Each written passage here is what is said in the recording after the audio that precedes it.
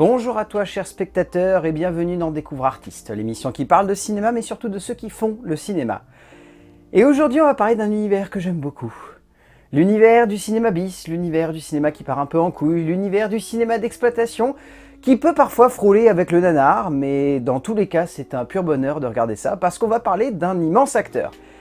Alors oui, j'ai conscience qu'il y en a beaucoup qui vont me dire « immense, pas tant que ça ».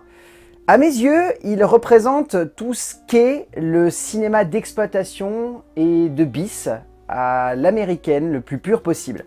C'est-à-dire que c'est un mec qui a fait beaucoup de choses, c'est un mec qui continue de faire quelques petits films de temps en temps, je pense surtout pour payer sa retraite, parce que clairement, il n'y a plus d'investissement, que ce soit physique ou que ce soit juste émotionnel. Il n'y a plus rien aujourd'hui, mais il fut une époque où tout de même cet acteur était quelqu'un de grand, selon moi, et selon le grand Yannick Dahan qui m'a fait découvrir la beauté et la puissance de son art, il s'agit de Steven Seagal, le grand mangeur de quiche Lorraine, le maître d'arts martiaux un peu bedonnant, l'acteur qui cherche l'investissement mais qui ne l'a pas toujours, la gueule impassible qui pète des bras dans ses premiers longs métrages, bref... c'est un immense acteur. Il faut savoir donc qu'à la base, Steven Seagal n'est pas du tout acteur. Il est champion du monde de Aïkido, si je ne dis pas de bêtises. En tout cas, il est 7e dan, au moins.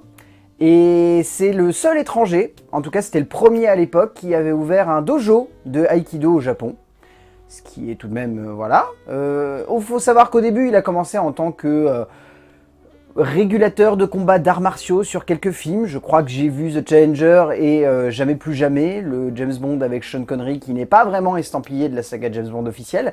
Et ensuite qui s'est lancé dans le monde du cinéma avec le grand Nico. Et alors là, personnellement j'aime beaucoup le début de carrière de Steven Seagal. Je trouve que Nico est fun, je trouve que la plupart en fait de ses films au tout début de sa carrière possèdent quelque chose en fait de très fun. C'est vraiment du cinéma d'exploitation, comme on a pu en voir beaucoup à cette époque-là, mais c'est du bon cinéma d'exploitation.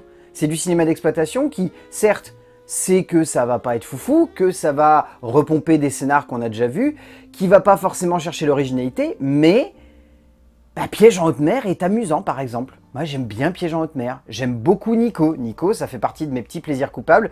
Et c'est pas pour rien, d'ailleurs, que la série des Saturday Night Watching, je crois que c'est le 2e épisode, je l'ai consacré à Nico. Parce que pour moi, Nico, c'est l'essence même de ce qu'est le cinéma de Steven Seagal. C'est-à-dire un cinéma décomplexé, qui repompe des scénars qu'on a déjà vus, mais avec une bonne ambiance, avec une bonne musique, avec des bonnes scènes d'action, et un pétage de bras réglementaire en dernière scène, qui est juste absolument jouissif à regarder. Et c'est ça pour moi Steven Seagal, c'est cette période-là, fin 80, milieu des années 90. Et pour moi ça s'arrête à partir du moment où il est passé à la réalisation sur Terrain Miné. Et Terrain Miné, alors c'est très drôle à regarder, je pense pas que ça soit le but, mais vous savez c'est ce fameux film où il y a cette grande réplique évoquée par le sergent-chef Hartman que l'on retrouve ensuite dans le Full Metal Jacket, qui dit c'est le genre de mec à qui tu pourrais filer un bidon d'essence pour pisser sur ton feu de camp, ce mec là tu le débarques au pôle Nord sans un sou avec juste un slip de bain, et le lendemain tu le retrouves au bord de ta piscine avec un sourire jusqu'aux oreilles et les poches bourrées de pesos. Bon.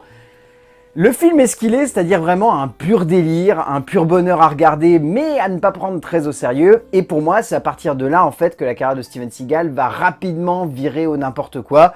C'est-à-dire qu'il va enchaîner les films soit de commande, soit vraiment d'exploitation. Et en fait, c'est à partir de ce moment-là que j'ai décroché, parce qu'à une époque, il faut savoir que lorsque je regardais les vidéos de Yannick Dahan, donc OP Frisson, et que j'étais en train de découvrir l'œuvre de Steven Seagal, je me suis dit, vas-y, essaye de regarder tous les films de Steven Seagal. J'en ai regardé 10. Et je me suis arrêté après Piège à grande vitesse. Parce que ça commençait vraiment à devenir un peu nul. Parce que je crois qu'ensuite, je me suis arrêté à un film qui s'appelait The Patriot, qui n'a rien à voir avec le film avec Mel Gibson. Et j'ai pas pu continuer en fait. Parce que je crois que The Patriot fait plus de 2 heures. Et que j'ai senti que ça allait commencer à devenir très long. Alors il faut savoir que je les ai sur un disque dur, la plupart des Steven Seagal, et que j'ai pour objectif un jour de continuer de les regarder. Mais là je peux plus parce que Steven Seagal, en fait, vous passez les films de mi-2000, ça devient vraiment nul. Et même pas nul, genre drôle à regarder, genre assez nul. Et c'est même plus amusant en fait. J'en ai regardé 2 ou 3 juste pour le fun. Et honnêtement, il y en a 2, j'ai eu du mal à les finir. Et le dernier, j'ai carrément arrêté avant la fin.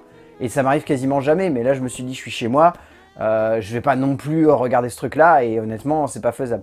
Et Steven Seagal, c'est typiquement ça en fait, c'est-à-dire que vous enlevez Machete, où il y a eu un espèce de moment de brio de la part de Robert Rodriguez qui nous a dit, vas-y, on ressort Steven Seagal de nulle part, et on va bien s'amuser avec lui.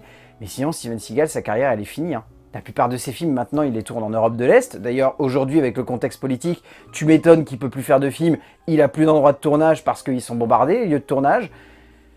Ouais, la carrière de Steven Seagal, pour moi, elle est terminée, là, aujourd'hui. Hein. Et c'est pas genre un Nicolas Cage qui fait plein de nanars dans les années 2010 et qui, au début des années 2020, a une illusion de génie et arrive à repoper de nulle part. Steven Seagal, il reviendra jamais, hein, c'est terminé. Hein, mais regardez les premiers films de Steven Seagal, franchement, c'est vraiment cool à regarder, c'est vraiment fun, c'est très décomplexé, c'est vraiment ce qu'on appelle du cinéma d'exploitation, c'est-à-dire ça n'a rien de neuf, mais ça le fait bien et de manière efficace.